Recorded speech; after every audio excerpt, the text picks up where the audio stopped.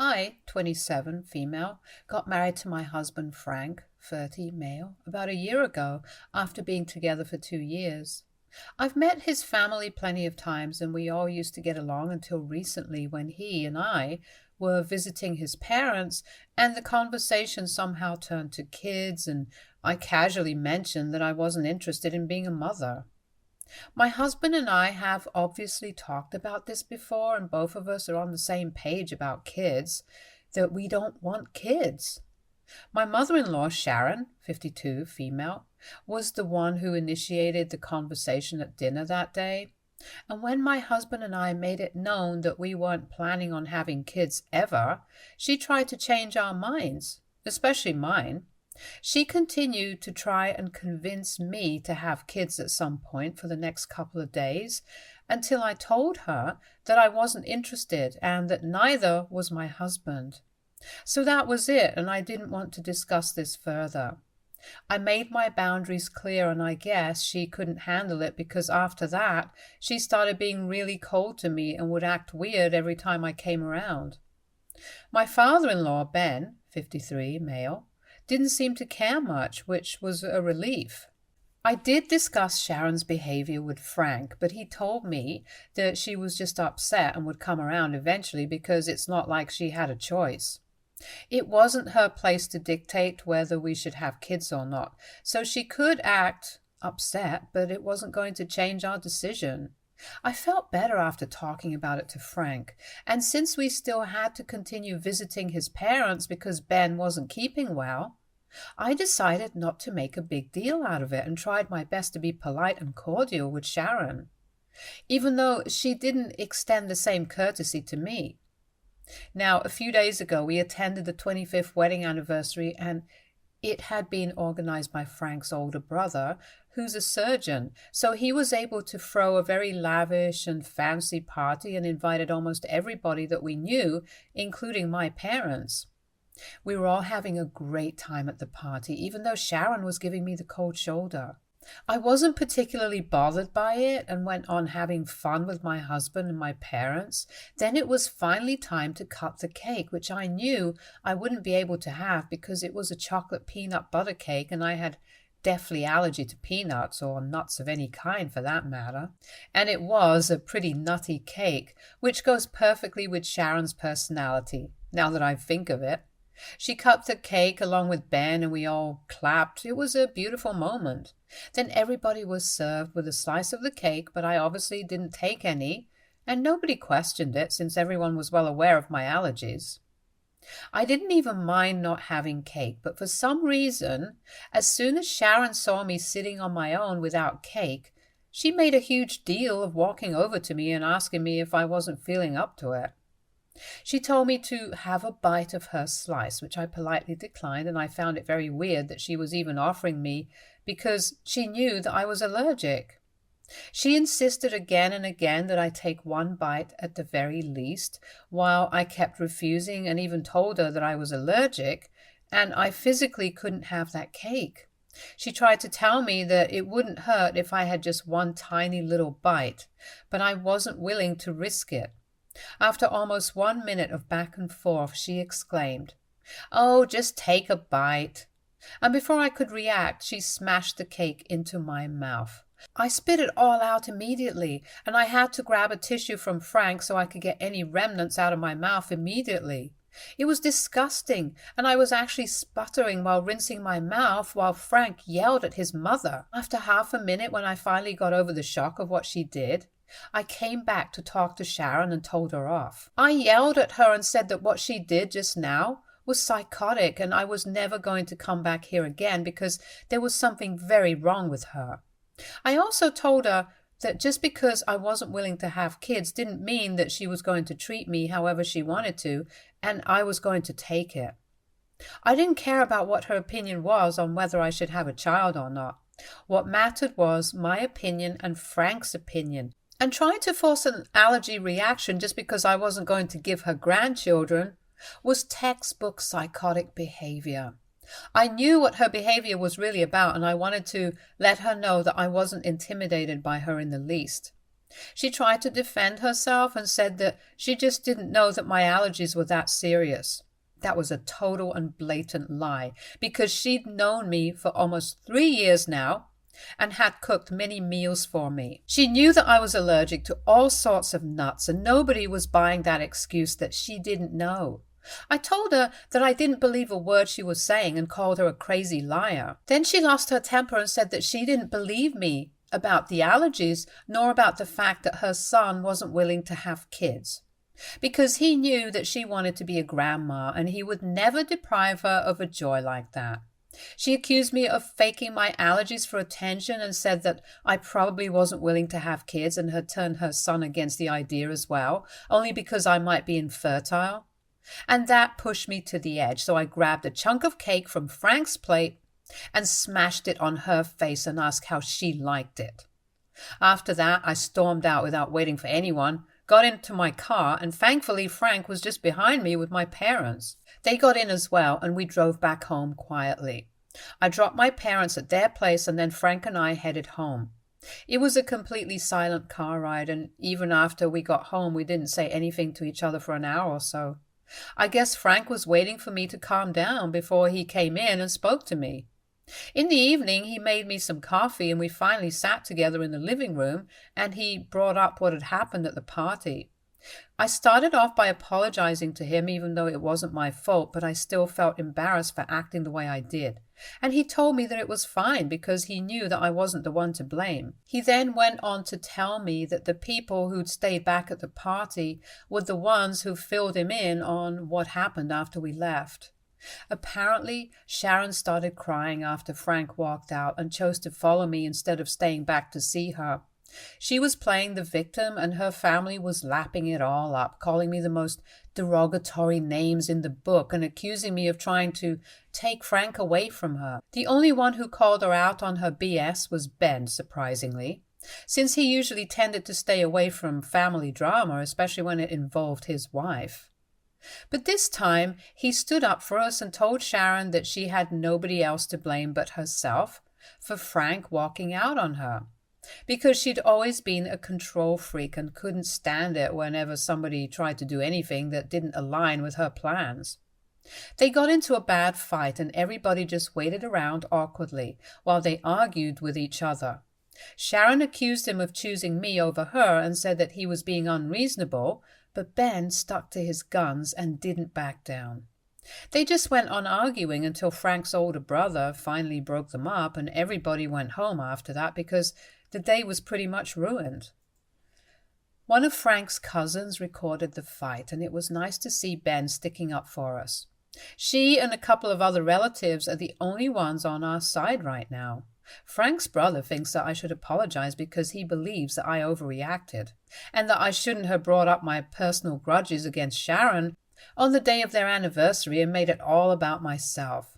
And not just him, but Sharon's family also feels the same way and is saying that I owe them an apology because the fight wasn't even about us having kids or anything else in the first place. I made it about that. They think that I shouldn't have brought it up, and if I had been that offended by Sharon trying to force me to eat cake, then I should have just walked out after that instead of retaliating and creating a whole scene. They believe that I was the reason that Ben and Sharon ended up fighting, and had I just done the right thing and walked off, then nobody would have had to deal with that fight later. Frank told his brother off and said that I wasn't going to apologize because none of this was my fault. But all of them are pretty convinced that I'm the culprit and I ruined Sharon's anniversary party on purpose and caused Ben and Sharon to fight on their anniversary. From what they told me, the two of them aren't even talking right now, since Sharon packed a few of her things and went to live with a friend of hers after their big fight.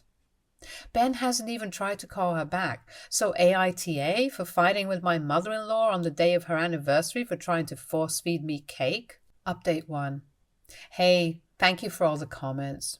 Frank and I are really grateful for all the support and the overwhelming number of people who commented to tell us that we are indeed not the ones at fault here. I did feel a tiny bit responsible when I learned that Ben and Sharon weren't even on talking terms after they fought, But after reading the comments, I realized that this wasn't my fault. It was Sharon's fault. She ruined her own party by making it all about me. To be precise, she didn't even make it about me. She made it about her issues with me, which is even worse because that day was supposed to be a celebration of her marriage to her husband. She chose to try and force-feed me a cake that she knew very well I was allergic to, just for the heck of it. And then when the situation got worse, she started crying and playing the victim as if she wasn't the one trying to trigger an allergic reaction, only because I told her that I wasn't going to give her grandkids. And it isn't even as if I owe her grandkids. Nobody does. She ruined her own party, period. I don't owe her anything, not an apology, and definitely not grandchildren. It's been a few days, and Frank's brother and a couple of other relatives of his have been texting him almost every day to give him unnecessary updates on how Sharon is doing, which is almost always a reminder that she's miserable and a way to tell us that we're the reason behind her misery. He hasn't replied to any of them and is just ignoring it all, but he hasn't blocked them either because he thinks that Sharon might snap and go crazy, and he'd want updates for when that happens, in case it's a little too intense for them to handle, if you all know what I mean. Meanwhile, Ben's been doing just fine. We went over to his place the other day to see how he's been, and he appears to be completely unbothered by Sharon leaving. He told us that for a long time he hadn't said anything to her, even though he could tell that she was becoming a little too overbearing and controlling, and could predict that at some point either Frank or I were going to snap at her. He tried to warn her several times in person, but she just never listened. And when she started crying at the party after we left, he couldn't take it because he could just see through her so clearly and knew that she was trying to gain sympathy after screwing up. So he called her out on her BS, and as usual, she couldn't handle the truth, so she left. He told us that he knew she expects him to reach out to her first and apologize for the way he behaved, but he's not going to do that anymore, because he says he's too old to constantly be sorry for speaking his mind, and if after 25 years of marriage she still can't handle this sort of candor, then they probably shouldn't be married. Update 2. So a couple of things happened after that last update. Firstly, Sharon reached out to Frank to demand an explanation for why he was visiting Ben but not her. I guess the neighbors must have seen us come and snitched on us or something. Frank told her that since this fight was actually her fault, he figured that his father would need him more than she would, because she's just upset for sympathy, and we can see through that act now. She got offended by that, and they had an argument on the phone, and for some reason she started accusing me of turning him against her, as if she doesn't do that job well enough herself. She told Frank that this was all my doing and she knew it. And even when Frank tried to tell her that I had nothing to do with this, and these were his own personal opinions, she wouldn't hear it and insisted that this was all my fault. That lady has it in for me just because I don't want to have kids. And it's the most ridiculous reason I can think of to hate somebody. I told Frank that I didn't want to talk to her anymore, and if she called again, then he shouldn't entertain it, and he agreed because there's just no point in trying to reason with her. She's beyond that. The second thing that happened was that we visited Ben at his house yesterday in the evening, and for the first time he offered us drinks. Ben usually doesn't drink because of his health, and we weren't sure if it was the right idea yesterday, but he insisted on it. Apparently, he'd spoken to a lawyer and was thinking of getting a divorce. It's a very big move after 25 years of marriage, and we asked him if he was sure about it, but he didn't seem to care and didn't even seem upset. Frank was a little shaken up by that news and took some time to process it, but Ben told him that this was the best decision that he could make under these circumstances. He said that he'd been thinking about this for a while now because he just wasn't happy, and Sharon was becoming increasingly annoying to be around. When we asked him how long he'd been considering a divorce, we expected him to say maybe a month or two, but he shocked us and said that he'd been thinking about it for almost 10 years now. He told us that when Frank was 20 and was about to graduate college, Ben thought that now that Frank was an adult and could handle his life and his finances, he could join his brother in the new business venture. Both of them had been talking about it for quite some time, but Ben hadn't been able to commit because he had a family to look after, unlike his brother, and had a lot more financial responsibilities resting on him that he had to think about, so he couldn't just quit his job and start a new business, which could take some time to become stable. But after Frank graduated, he told his brother that he was ready and he was about to quit his job. But while discussing it with Sharon, she told him it was a terrible idea and made him back down. She said that they wouldn't know for sure if the business was going to take off. And Frank didn't even have a job yet, so he'd probably need money for a couple of years before he was finally able to settle down. He tried to reason with her and even said that he could probably work in the business part-time and retain his job. But she made him give up the idea altogether, and now his brother, who runs the business on his own, is earning almost 3 times the amount that he makes. They've kept in touch, and there's not a day that goes by where Ben doesn't regret listening to what Sharon had told him. She hadn't even tried to talk to him, but had given him an ultimatum that if he took his brother up on that offer, then she'd take Frank and leave him, which forced him to give up on that idea. His brother still wants him to come on board, but Ben feels like he's just too old. And he's going to retire in a couple of years anyway, so it's just not going to be worth it. Frank was almost on the verge of tears because of how dejected his father sounded while talking about the opportunities that he'd lost, just because he listened to Sharon, who wasn't willing to bet on a brilliant mind like him. And it's true, Ben actually is one of the wisest and most intellectual people I know personally. I knew that if he was willing to invest in something, then it definitely wasn't a bad idea. And it's being proved by his brother, who worked on the business idea that Ben created and is now a successful businessman. Frank suggested that he take up whatever position his brother was going to offer him, even if it was just a couple of years away from his retirement. Because at the end of the day, at least he'd have the satisfaction of knowing that he tried. Ben argued that it was too late for him and said that the position was not a problem because his brother was ready to make him a partner in the firm, but he was just not into it anymore. We were really upset to hear him talk like that, so Frank and I decided that we were going to talk some sense into him, and we kept convincing him that he should talk to his brother and join him, because it was never going to be too late to do something for yourself. It was corny and preachy, but after a while we managed to convince him to at least contact his brother about this and talk to him about it, which is good. As for the divorce, we're obviously going to be supporting him in it. Sharon can't just try and control everybody's lives around her and think that it's completely fine and she can get away with it. The way she treated Ben wasn't fair, and what she did to me and Frank recently is also not fair, and she needs to know and learn that she can't just push people around and bully them into doing what she wants them to do. It finally makes sense why Ben was so upset when she was trying to humiliate us at the party, all because we weren't willing to obey her orders. And even after all of this, she still has the audacity to pretend like she's somehow the victim in the situation. I don't even feel bad for her anymore, because she's shown us that she doesn't deserve any sympathy from anyone. And all the people who are feeding into her delusions of her being the long-suffering, tragic victim are probably just fools, or they only want drama, and that's about it. Update 3. Ben and his lawyer filed a petition today, and Frank was with them. He told me that Ben was really relieved, and they went out for celebratory drinks afterward. I have a lot of work to catch up on, so I couldn't join them, but I'm happy to know that he's finally living for himself now.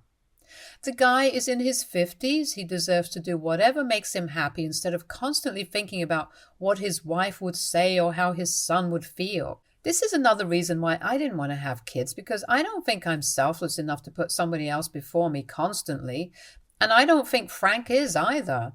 And then there are people like Sharon who are selfish and yet still choose to have kids, just so they can control them and continue to put themselves over their kids. It's been a couple of days and we haven't heard from her yet, so I guess she's giving the victim act a rest for now. Or maybe she's just planning a theatrical and dramatic comeback. Knowing her, I wouldn't completely rule the second theory out. I just hope that whatever she has to do isn't scheduled to happen before she gets served with the divorce papers. It'll be awkward if she decides to come back and Ben tells her that he wants a divorce.